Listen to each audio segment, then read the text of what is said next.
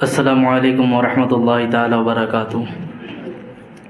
نحمدہ ونصلی علی رسول الکریم، اما بعد فاعوذ باللہ من الشیطان الرجیم، بسم اللہ الرحمن الرحیم۔ ان اللہ وملائکتہ یصلون علی النبی یا ایھا الذین آمنوا صلوا علیہ وسلموا تسلیما۔ اللہم صل علی سیدنا وشفیعنا مولانا محمد بارک وسلم، صلاۃ و سلام علیک یا رسول اللہ صلی اللہ تعالیٰ علیہ وسلم۔ بحمد تعالیٰ آج قرآن مقدس کے تقریباً 23.5 پارے مکمل ہوئے۔ اللہ رب العزت بقیہ قرآن مجید کی تلاوت ہمیں سننے کی توفیق عطا فرمائے۔ سورہ صافات کی بھی کل تلاوت شروع ہوئی تھی، آج اس کی مکمل تلاوت ہوئی۔ سورہ صاد اور اس طرح دیگر سورتوں کی تلاوت ہوئی ہے۔ سورہ صافات میں حضرت یونس علیہ السلام کا بھی قصہ بیان ہوا، اور تقریباً ہر پاروں میں کسی نہ کسی نبی کی سیرت کو بیان کر کے امت کو درس دیا گیا ہے، اور ہر نبی کے آنے کا مقصد بیان ہوا۔ حضرت یونس علیہ السلام کا بھی ایسا ہی واقعہ ہے کہ اللہ رب العزت نے آپ کو مبعوث فرمایا۔ آپ کا بھی کام یہی تھا، لوگوں کے درمیان جائیں، رب کی وحدانیت کا اقرار کرائیں، بت پرستی میں اور دیگر چیزوں میں جو لوگ ملوث تھے انہیں ان سے پاک کریں۔ اپنی قوم کے درمیان آپ مسلسل تبلیغ کرتے رہے، یہاں تک کہ کئی سال گزرنے کے بعد بھی لوگوں کے اندر کوئی تبدیلی نہیں آتی تھی۔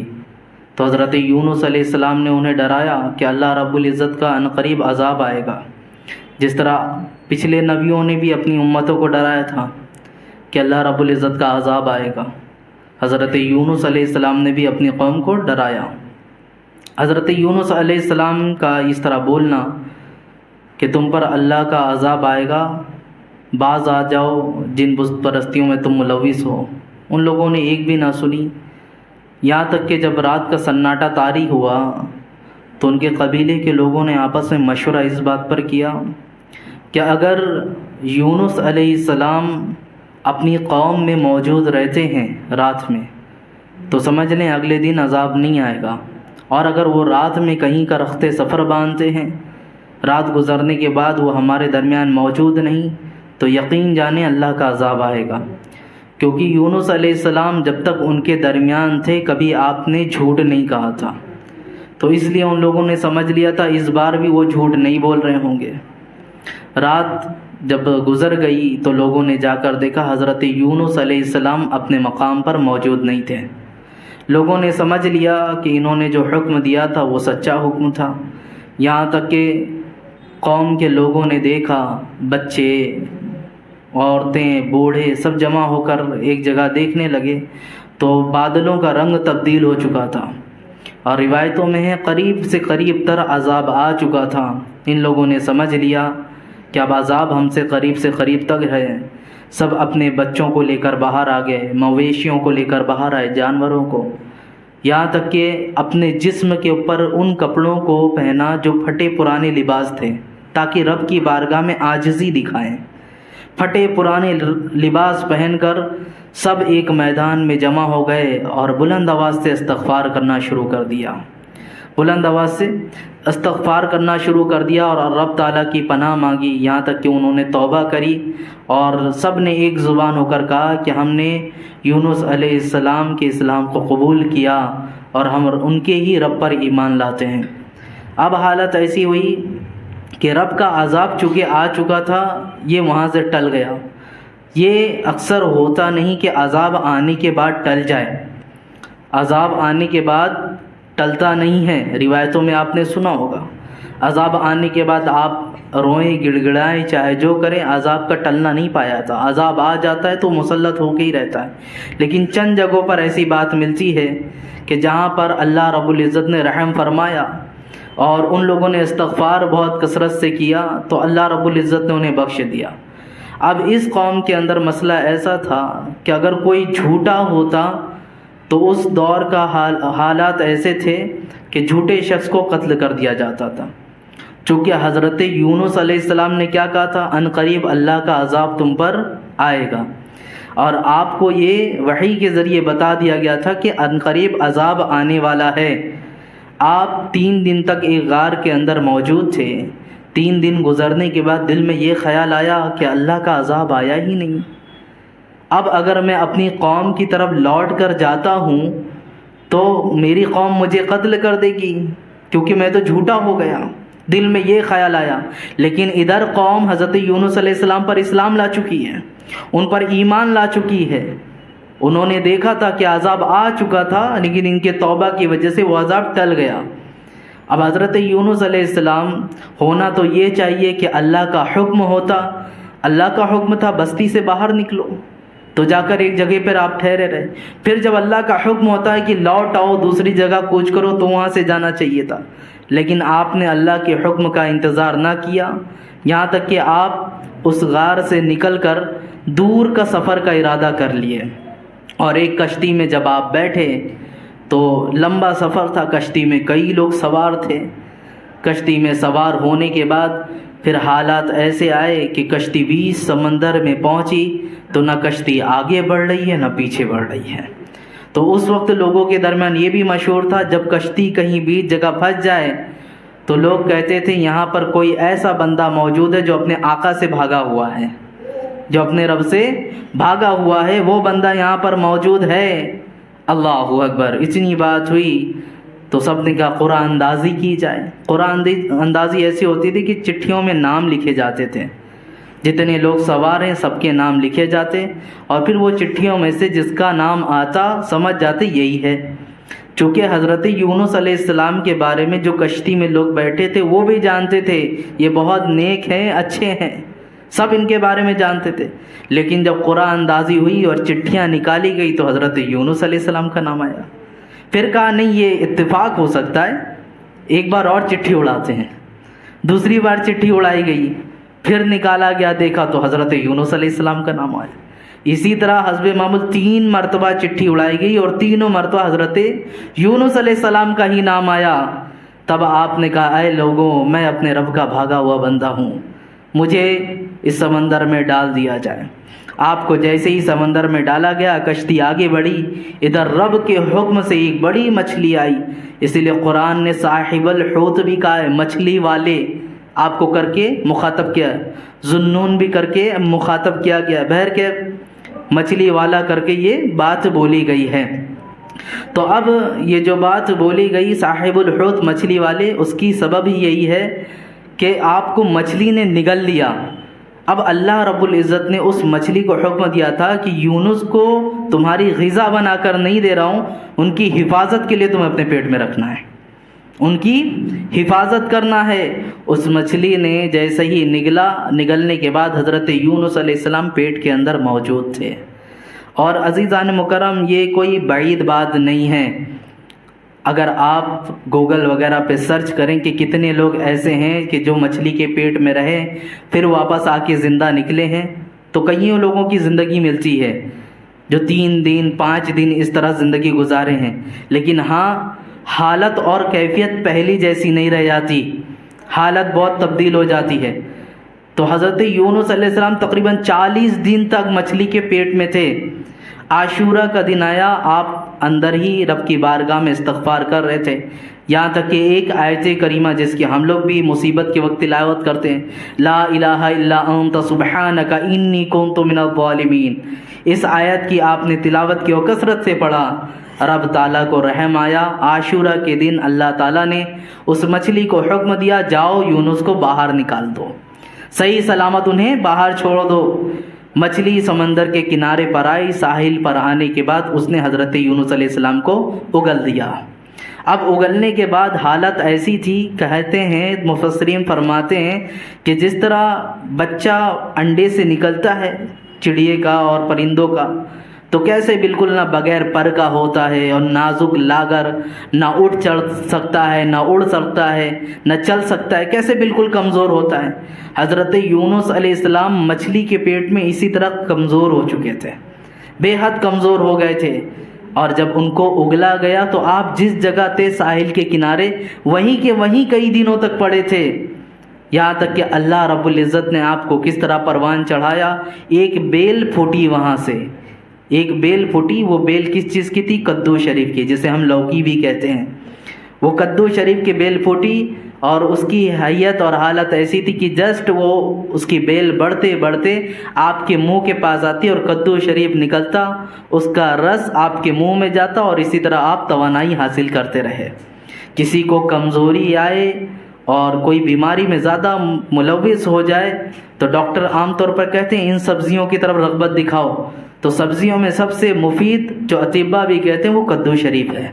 رسول پاک صلی اللہ علیہ وسلم کی سنت بھی ہے، آقا کریم صلی اللہ علیہ وسلم کی مرغوب غذا ہے یہ کدو شریف۔ تو بہرکیف کئی دنوں کے بعد آپ نے کھایا، تناول فرمانے کے بعد پھر جب چلنے پھرنے کی حالت میں آئے تو اچانک میں ایک دن آپ نے دیکھا کہ وہ بیل جو نکلی ہوئی تھی وہ پوری سوکھ گئی۔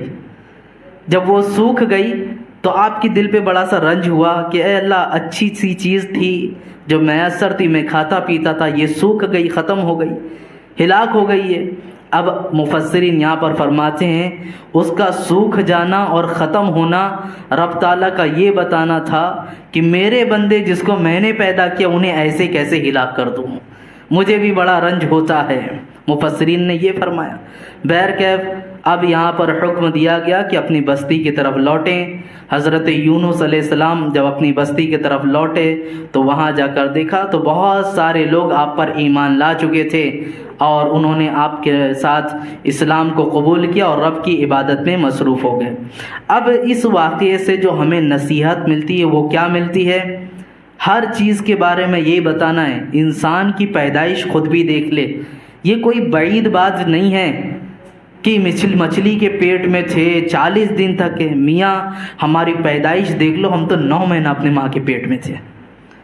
جو رب ماں کے پیٹ میں بغیر اسباب کے 9 مہینہ پال سکتا ہے، کیا اس کے لیے بعید ہے کہ مچھلی کے پیٹ میں 40 دن تک نہ پال سکے؟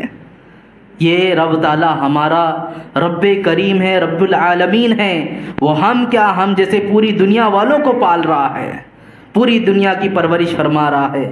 عزیزان مکرم، دوسری چیز اس واقعے سے یہ بھی ملتی ہے، قرآن کے ہر پارے میں اٹھا کر دیکھیں، ہر پارے میں اللہ رب العزت نے آخرت کی یاد دلائی ہے۔ ہر پارے میں تقریباً اللہ کی وحدانیت کا اقرار کرو، نبیوں کی زندگی بتائی گئی، مرنے کو لے کر ہر دور میں لوگوں نے اختلاف کیا اور اللہ رب العزت نے معجزے کے ذریعے اور حالات کے ذریعے لوگوں پر انکشاف کیا کہ مرنے کے بعد اٹھایا جانا ہے۔ عزیزان مکرم، حضرت یونس کے ہاتھوں پیر میں کوئی جان نہ تھی، لیکن پھر بھی اللہ رب العزت نے انہیں توانائی عطا فرمائی کہ نہیں فرمائی؟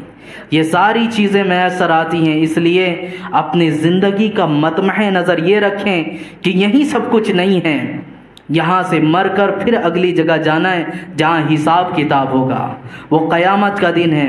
عزیزان مکرم، جو سورہ تلاوت ہوئی اسی کے اندر قیامت کے بارے میں بھی کئی چیزیں بیان ہوئی ہے، یہاں تک کہ آپ کو بتاؤں قیامت کے کتنے ناموں سے قرآن مجید میں پکارا گیا، میں ان ناموں کو صرف آپ کے سامنے گنا دوں تو آپ کو اندازہ ہوگا رب تعالیٰ نے انسان کو بتلانے کے لیے یہ نہیں کہ قیامت آنی ہے، قیامت آنی ہے، بلکہ قیامت جب آئے گی تو اس دن کا کیا کیا معاملہ ہوگا، اللہ رب العزت نے جن جن ناموں سے پکارا وہ سمجھ لو۔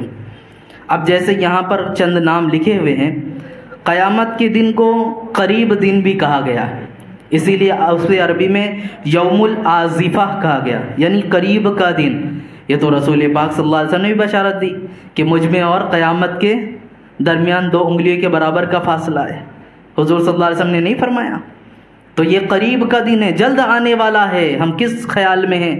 اور ایک بات یاد رکھیں، ہم زیادہ دن تک قبروں میں نہیں رہیں گے اپنی، یہ جو 1400 سال گزر گئے ہمیں اتنا نہیں گزرنا پڑے گا اپنی زندگی کا، بہت جلد قیامت آنے والی، کیونکہ میں نے بتایا تھا قیامت کی نشانیوں میں جتنی چھوٹی نشانیاں تھیں تقریباً سب ظاہر ہیں، اب صرف اور صرف بڑی بڑی نشانیاں بچی ہیں اور ان کے بھی اثرات نظر آتے ہیں۔ اب خیر، یوم العازفہ کہا گیا، پھر یوم الوعید کر کے رب تعالیٰ نے کسی جگہ پر ارشاد فرمایا، یعنی وعید کا دن، جس دن عذاب دیا جائے گا۔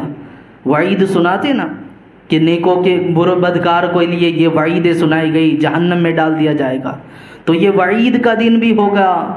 پھر اللہ رب العزت نے فرمایا یوم البعث، دوبارہ زندہ اٹھائے جانے کا دن، مرنے کے بعد زندہ اٹھائے جانا ہے نا، تبھی تو حشر برپا ہوگا، قیامت آنے کے بعد ہی تو یہ چیز ہوگی۔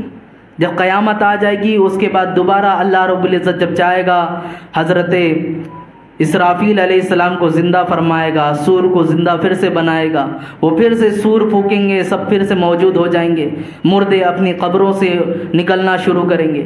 یہ ساری چیزیں ہیں نا. تو اسی لیے یوم البعث بھی کہا گیا، دوبارہ زندہ ہونے کا دن. یہ قیامت کے نام بتا رہا ہوں میں آپ کے سامنے. پھر فرمایا گیا یوم الخروج، نکلنے کا دن. قبروں سے پھر نکلیں گے، زندہ ہو کر وہیں نہیں ٹھہرنا ہے، آپ کو نکلنا ہے. ایک ایک قبر سے 70 ہزار مردے نکلیں گے. الگ الگ روایتیں اس کی. آپ نہیں دیکھتے قبرستانوں میں جاؤ، جس کے باپ دادا کی قبر ہوتی ہے، چند مہینے گزرتی ہیں اسی جگہوں پر دوسروں کی قبر بھی ڈالتے ہیں. یہاں تک تو ہمارے یہاں دیکھا جاتا ہے ایک قبر کھودتی ہے، اس کے اندر نہ جانے کتنی منڈیاں نکلتی ہیں. مردے کو دفنانے کے بعد اس منڈی کو بھی رکھا جاتا ہے، نہ جانے کس کی تھی وہ قبریں. تو ایک ایک قبریں اس طرح ہوں گی، سب نکلیں گے وہاں سے. اور نکلنے کا معاملہ ایسا نہیں کہ خالی ایک خیال ہے اور ایک پرچھائی کی طرح ہے یوں گزر جانا. یہ جسم و جسمانیت کے ساتھ ہم ہیں، یہ جسم و جسمانیت کے ساتھ ہی ہم اٹھیں گے. یہ ہمارا وجود جو ہے، جس طرح ہمیں ٹھوکر لگنے سے آج چوٹ لگتی ہے، اسی احساس کے ساتھ وہاں سے اٹھیں گے، ہم بیدار ہوں گے. یہ واقعات جو سنائے جاتے یہ سب اسی کی طرف اشارہ ہے. تو اس لیے یوم الخروج بھی فرمایا. پھر آگے فرمایا یوم المشہود، یعنی حاضری کا دن. پہلے تو دوبارہ زندہ ہونا ہے، پھر نکلنا بھی، اب حاضری بھی لگانی ہے. کس کے آگے حاضر ہونا ہے؟ رب قدیر کے آگے حاضر ہونا ہے. اس اللہ رب العزت کے سامنے حاضر ہونا ہے. قرآن مجید نے یہ قیامت کی بات بتائی ہے کہ قیامت کس کس نام سے یاد کیا. تو یوم مشہود بھی کہا، یعنی حاضری کا دن. سب کو حاضر ہونا ہوگا. آج اذان ہو رہی ہو، ہمارا دل کرتا ہے حاضر ہو نہ ہو کیا فرق پڑتا ہے. وہاں دل کا اور ہمارے بس میں کچھ نہیں ہوگا. وہاں جانا ہے تو جانا ہے، وہاں ہمارا کوئی اختیار نہیں ہوگا. وہاں حاضری ہونی ہے تو ہونی ہے. عزیزان مکرم، پھر فرماتا ہے رب تعالیٰ یوم الدین، بدلے کا دن ہوگا. اب حاضری کے بعد جب حساب کتاب ہوگا تو بدلہ بھی تو دیا جائے گا. دنیا میں آ کے تو نے کیا اچھا عمل کیا، کتنے برے عمل کیے، وہ ساری چیزیں بھی گنائی جائیں گی. اچھوں کو اچھا بدلہ، بروں کو جو اس نے برائی کیا اس کا صلہ، ساری چیزیں دی جائے گی. تو اس لیے اسے کیا کہا گیا؟ یوم الحساب بھی کہا گیا. یوم عظیم، بڑا دن ہے. بڑا دن اس اعتبار سے بھی کہ اس کا ایک ایک دن 1000 سال کے برابر ہوگا. 60 سال کی زندگی کے لیے اتنی مشقت کرتے ہیں ہم. ہاں، یہ بھی پراپرٹی بنا لو، یہ بھی کر لو، وہ بھی کر لو، ساری خواہشیں پوری کر لو. میاں وہ ایک دن 1000 سال کا ہوگا. قیامت کا ایک دن 1000 سال کا. ذرا تصور میں لائے. یہ ایک سوچنے والی بات ہوتی ہے. 1000 سال مطلب ایک کہنے کی، بولنے کی بات نہیں ہے. سال گزرتا ہے کس طرح ہمیں پتہ چلتا نا کتنا ٹائم گیا. یہ ساری حقیقتیں وہاں سمجھ میں آئیں گی. لوگ جھٹلاتے تھے، وہ ساری چیزیں وہاں پتہ چلے گی. اسی لیے یوم عظیم، بڑا دن بھی کہا گیا اسے. پھر اب تعالیٰ یوم عسیر، بڑا سخت دن کہتے ہیں. عزیزان مکرم، ایسے ہی نہیں اٹھ گئے آ گئے. آج اذان ہوتی ہے نماز پڑھنے کے لیے، ہم محض اپنی نیند کو قربان کرتے ہیں فجر میں، اور عام دنوں میں اپنے وقت کو نکالتے ہیں. اور مسجد میں آنے کے بعد بھی پنکھے ہیں، اے سی ہے، قالین ہے، ساری آسائشیں ہیں نا، حاضر ہو رہے ہیں. وہاں حاضری ایسی نہیں ہوگی. سورج جو ہے 2 میل کے فاصلے پر ہوگا، زمین تانبے کی بن چکی ہوگی. اتنا سخت معاملہ ہوگا، اللہ اکبر. پسینے نکل رہے ہوں گے لوگوں کے. یہاں تک کہ روایتوں میں فرمایا گیا اس قدر پسینہ نکلے گا کہ لوگ اپنے اپنے گناہوں کے اعتبار سے ان پسینوں میں ڈوبے ہوئے نظر آئیں گے. جس کا جس قدر گناہ ہوگا وہ اسی طرح ان پسینوں میں ڈوبا نظر آئے گا. کوئی اپنی ایڑیوں تک، کوئی اپنے گھٹنوں تک، کوئی کمر تک، کوئی ڈبکیاں لگا رہا ہوگا. اور وہ پسینے اتنے سخت بدبودار ہوں گے. روایتوں میں ہے کہ اگر ان پسینوں کو لا کر دنیا دار کے سامنے رکھ دیا جائے تو اس کی بدبو سے لوگ ایسے ہی ہلاک ہو جائیں گے. لوگ یوں ہی انتقال کر جائیں گے، مر جائیں گے. عزیزان مکرم، اس لیے یہاں پر یہ بھی فرمایا گیا یوم عسیر، بڑا سخت دن ہوگا. پھر یوم محیط، گھیر لینے والا دن ہوگا. تمہیں فرشتے چاروں طرف سے گھیرے ہوں گے، تمہارا حساب کتاب ہوگا، ساری چیزیں ہوں گی. کہاں بھاگ کے جاؤ گے؟ کس جگہ بھاگ سکتے ہو عزیزان مکرم؟ اس لیے اسے ان ناموں سے ہی پکارا گیا۔ پھر فرمایا گیا یوم علیم، دردناک دن تو ہے، سخت بھی ہے، لیکن کافروں کے لیے بڑا دردناک دن بھی ہوگا وہ۔ قرآن مجید نے جب ان کو وعیدیں سنائی تو یہ علیم، عذاب علیم، دردناک عذاب کر کے مخاطب فرمایا کہ جو رب کو جھٹلائے گا، جو رب کی عبادت نہیں کرے گا، اس کے لیے دردناک عذاب ہے۔ اس لیے اس دن کو یوم علیم، دردناک دن بھی کہا گیا۔ پھر آخر میں چند باتیں اور، یوم کبیر، بڑی سختی والا دن، یوم الحسرہ، حسرت زدہ دن، جس دن بہت سارے لوگ حسرت کریں گے۔ جیسے کہ روایتوں میں ہے کہ جو حافظ قرآن ہوگا، اللہ رب العزت بروز قیامت ان بچوں کو، ان حافظ قرآن کو ایک تاج پہنائے گا، جس تاج کو دیکھ کر دوسرے ماں باپ حسرت کریں گے، کاش میرا بچہ بھی قرآن حافظ ہوتا، عالم ہوتا، مفتی ہوتا، دین پر عمل کرنے والا ہوتا، تو آج اسے بھی یہ تاج پہنایا جا رہا ہوتا۔ تو یہ حسرت ہوگی اس دن بھی۔ اور یہی نہیں، جب نیکوں کو جنت میں ڈالا جائے گا تو برے جہنم میں جانے والے بھی حسرت کریں گے، انہیں دیکھ کر حسرت کی نگاہ سے تک رہے ہوں گے۔ عزیزان مکرم، اسی لیے اسے یوم الحسیر بھی، حسرہ بھی کہا گیا۔ اور قیامت کی یوم الصلافی اور دیگر ناموں سے یوم التغابن، کئی چیزوں کے ظاہر ہونے والا دن، یہ سارے ناموں سے جو پکارا گیا عزیزان مکرم، یہ ہر وہ چیز بیان کی گئی کہ جو معاملات ہونے والے ہیں۔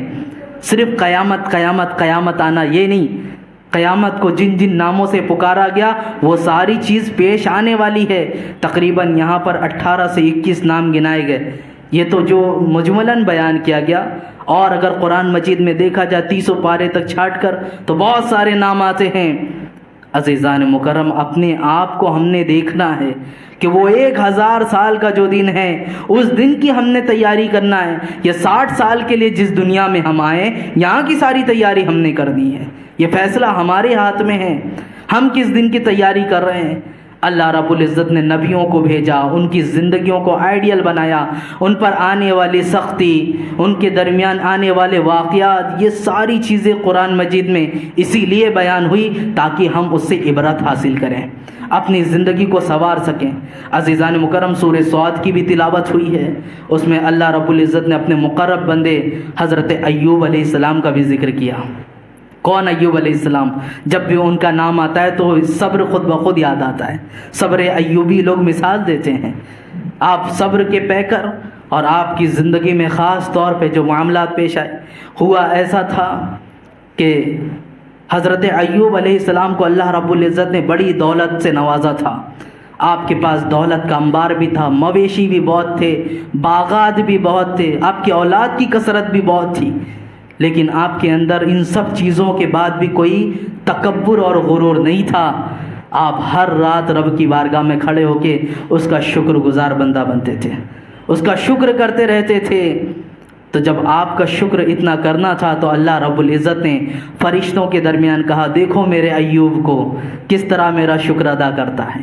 تو بعض روایتوں میں ہے کہ شیطان نے اللہ رب العزت کی بارگاہ میں یوں کہا کہ ایوب کو اتنی مال و دولت ہے، اس لیے شکر کرتا ہے، اس کو لے کر دیکھو، پھر دیکھو وہ شاکر بندہ ہے کہ نہیں۔ بعض روایتوں میں یہ ہے کہ فرشتوں نے یہ اعتراض کیا تھا۔ بہرکیف یہ اعتراض جب ہوا تو اب اللہ رب العزت نے آزمائش میں مبتلا کیا۔ حضرت ایوب علیہ السلام آزمائش میں مبتلا ہوئے۔ آپ کے باغات بہت زیادہ تھے، ایسے باغات میں اچانک آندھی آئی رات میں، اور جس کی وجہ سے پورے باغ کا باغ جل کر خاک ہو گیا۔ آپ نے ذرا بھی افسوس نہیں کیا اس پہ۔ مویشی آپ کے سب ختم ہو گئے، آپ کی اولادیں تقریباً 100 کے قریب تھیں، وہ ساری کی ساری اولادیں ہلاک ہو گئیں، ختم ہو گئی، سب کا انتقال ہو گیا۔ اللہ اکبر، ہم اور آپ ہوں بزنس میں، ایک دن لاس ہو جائے، ہفتے بھر ہم معاویلا مچاتے ہیں کہ ہمارے بزنس میں اتنا خسارہ ہو گیا، ہفتے بھر میں اتنا نقصان ہو گیا، مہینے بھر میں اتنا نقصان ہو گیا۔ عزیزان مکرم، ایک نقصان ہوتا ہے تو ہم سب کو بتاتے ہیں، خود دل پر ہاتھ رکھ کر بولے، جب فائدہ ہوتا ہے تو کیا ہم سب کو بتاتے ہیں جا کے کہ الحمدللہ آج ہمیں اتنا فائدہ ہوا ہے؟ تب تو یہ کہتے لوگوں کو مت بتاؤ، ورنہ لوگ دست دراز کریں گے ہمارے سامنے، اپنی ضرورتوں کو لے کر ہمارے پڑوسی بھی آ جائیں گے۔ یہ ایسی باتیں ہیں جو کڑوی ہیں لیکن سچ ہیں. یہ ہوتا ہے ہر کسی کے ساتھ. جب چیزیں موجود ہوتی ہیں تو یہ حالات پیش آ ہی جاتے ہیں. حضرت ایوب علیہ السلام سے لوگوں نے کئی بار کہا آپ کا یہ ہلاک ہو گیا، بچے ختم ہو گئے، مویشی ختم ہو گئے، ساری چیزیں ختم ہیں، آپ کو کوئی افسوس نہیں؟ آپ نے کہا افسوس کس بات کا؟ میرا اپنا ہوتا تو افسوس ہوتا، رب کا تھا، رب نے لے لیا. رب کی جانب سے تھا، رب کی جانب چلی گئی ساری چیزیں. اب اللہ رب العزت نے اور سخت آزمائش میں ڈالا. آپ کے اوپر ایک ایسی بیماری طاری ہوئی کہ جسم پورا نحیف کمزور ہو گیا، یہاں تک کہ پورے جسم کا گوشت گل گیا. چارپائی پہ آپ لیٹتے تھے، لیٹ کر جب اٹھایا جاتا چمڑیاں چارپائی سے چپک جاتی تھیں، اس قدر سخت. یہاں تک کہ بعض دفعہ کہا گیا کہ گوشت کٹ کٹ کے زمین پر گر رہے تھے، گوشت کا کٹ کٹ کے زمین پر گرنا آ گیا. صرف پورے جسم میں دو ہی چیز بچی تھی جو سلامت تھی اور اس کے لیے بہت رویا کرتے تھے، ایک زبان، دوسرا دل. یہ دو چیزیں محفوظ تھی، باقی پورا جسم گل چکا تھا آپ کا. بعض روایتوں میں یہ بھی کہتے ہیں کہ آپ کے ساتھ اٹھنے بیٹھنے والوں کو لوگ جو تھے وہ کنارہ کش اختیار کر لیے.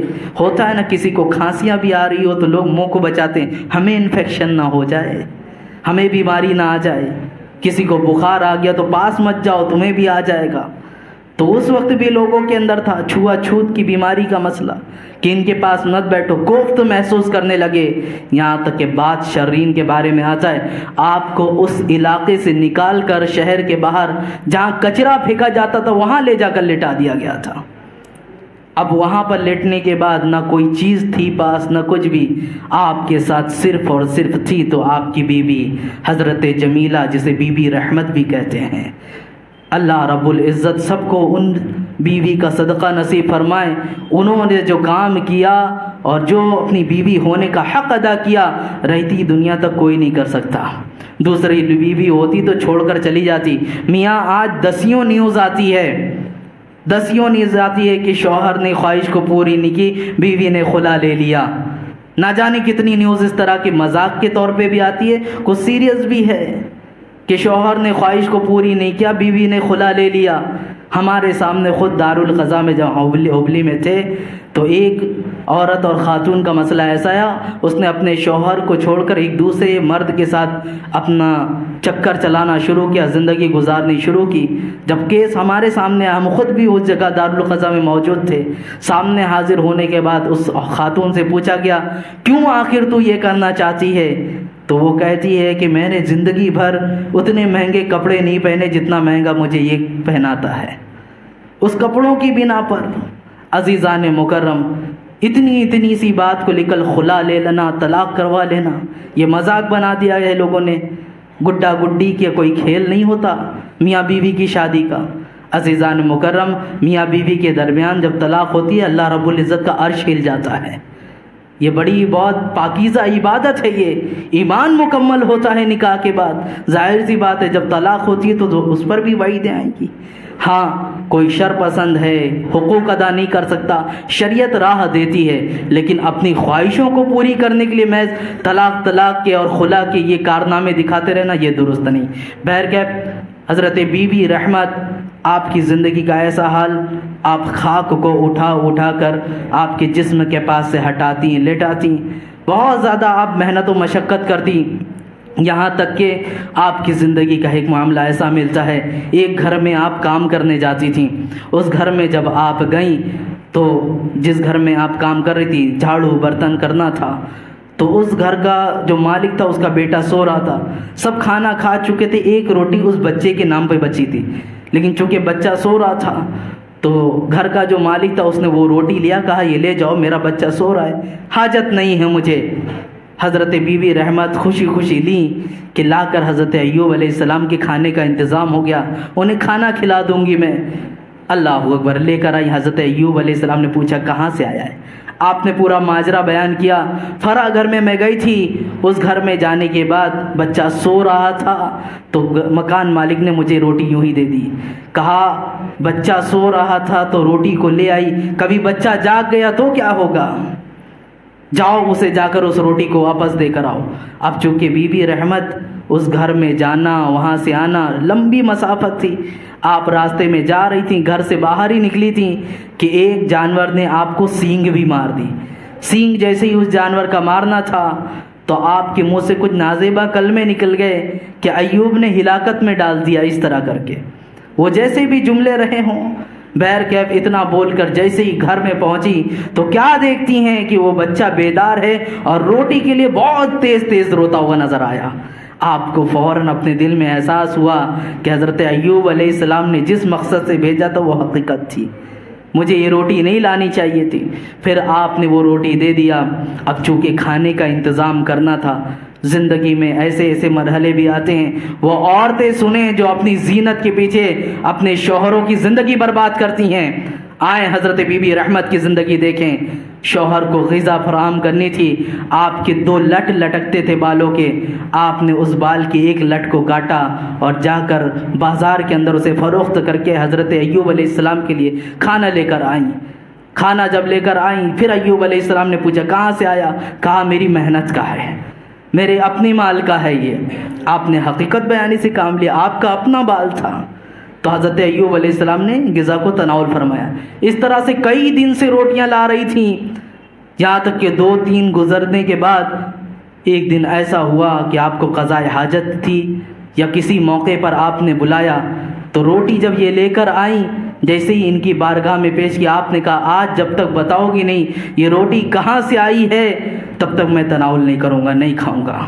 حضرت بی بی رحمت نے اب جیسے ہی اپنے دوپٹے کو ہٹایا تو دیکھا سر کے اوپر کوئی بال بھی نہیں بچے تھے، سر کے پورے بال ختم ہو چکے تھے۔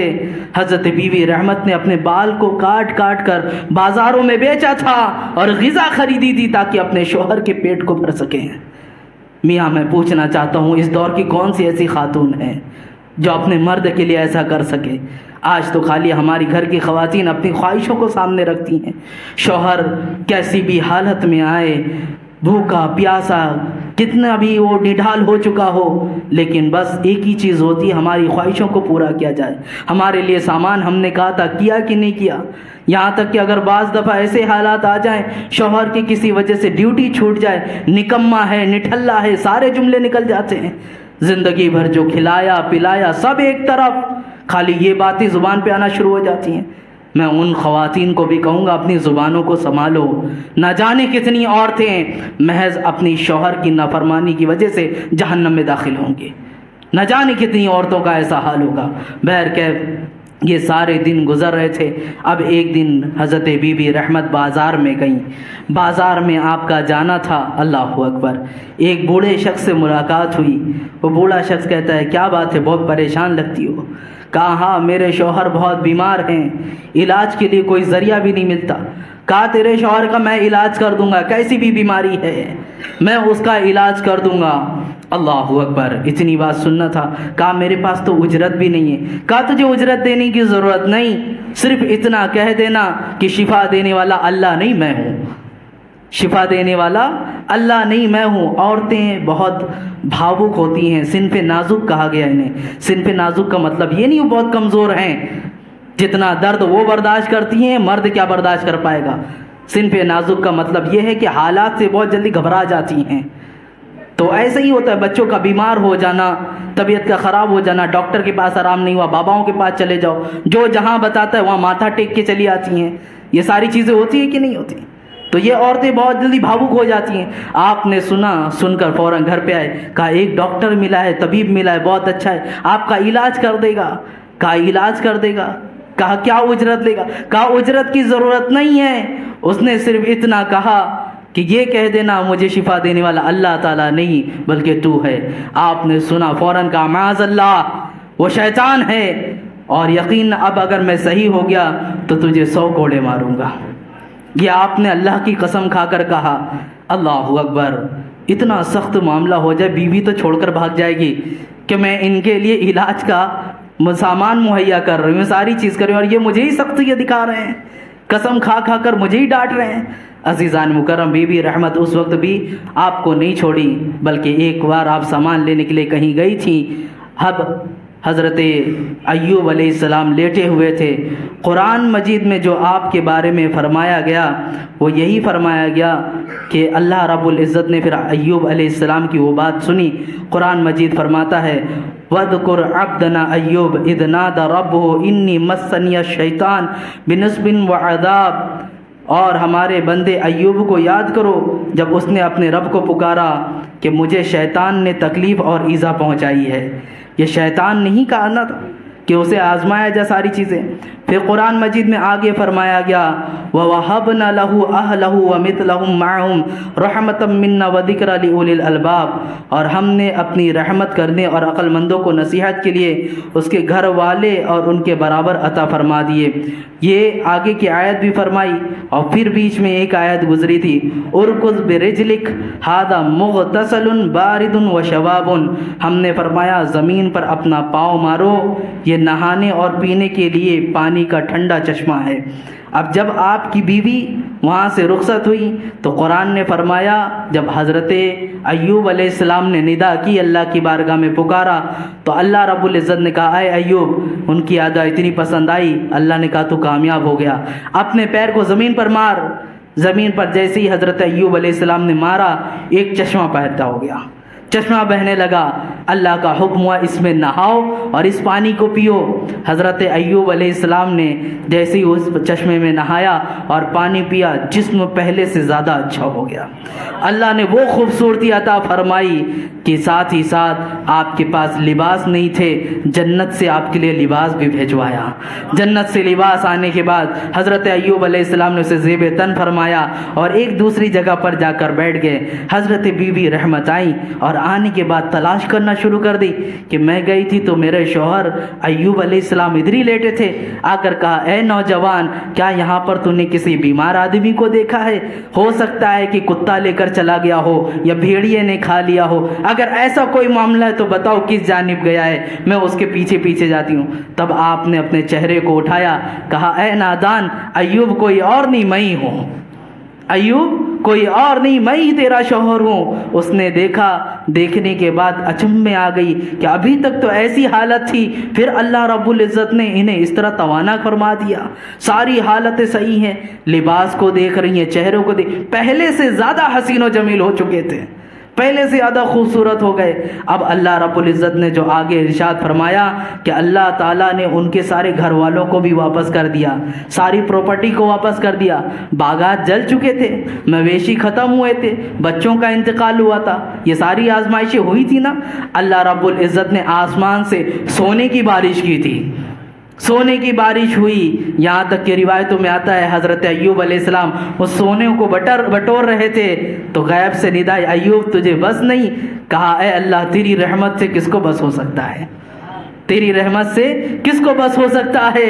عزیزان مکرم، اتنی دولت اللہ نے عطا فرمائی، پھر دولت ہی نہیں باغات بھی ہرے بھرے ہو گئے، یہاں تک کہ جو بچوں کا انتقال ہو چکا تھا اللہ رب العزت نے دوبارہ پیدا فرمایا، دوبارہ زندہ فرما دیا۔ یہ سارے معاملات ہوئے۔ عزیزان مکرم، ہر واقعات کے اندر دیکھ لیں یہ مرنے کا اور زندہ ہونے کا معاملہ تقریباً نظر آتا ہے۔ ہر کسی کے معاملات میں دیکھ لیں، سورہ بقرہ سے جو شروعات ہو رہی ہے آپ نے وہاں سے سنا ہوگا، یہ مرنے اور زندہ ہونے کے معاملات آتے ہیں۔ یہ اسی لیے بتانا ہے اے نوجوانوں، اے مسلمانوں، اس قرآن کو تم آ کر رمضان میں سن رہے ہو، سن کے یوں ہی مت جانا ہم مر چکے نہیں ہیں، ہم سوئے ہیں، بیدار ہو جاؤ۔ مر جائیں گے تو دوبارہ زندہ ہونا ہے، اس کا خیال رکھنا، مر جائیں گے دوبارہ زندہ ہونا ہے ہمیں، اور قرآن یہی درس دیتا ہے۔ اگر یہ خیال رکھتے ہو کہ بس یہیں کھایا پیا ختم ہو گئے، کچھ نہیں ہونے والا، تو ان کے لیے تو سیدھی بات ہے، ان کا ایمان ہی مکمل نہیں ہے، ان کا ایمان ہی مکمل نہیں۔ عزیزان مکرم، اتنی سب چیزیں ہونے کے بعد اب چونکہ حضرت ایوب علیہ السلام نے قسم بھی کھائی تھی کہ میں صحیح ہو جاؤں گا تو تجھے 100 کوڑے لگاؤں گا، صحیح ہو گئے، بی بی رحمت بھی موجود ہیں۔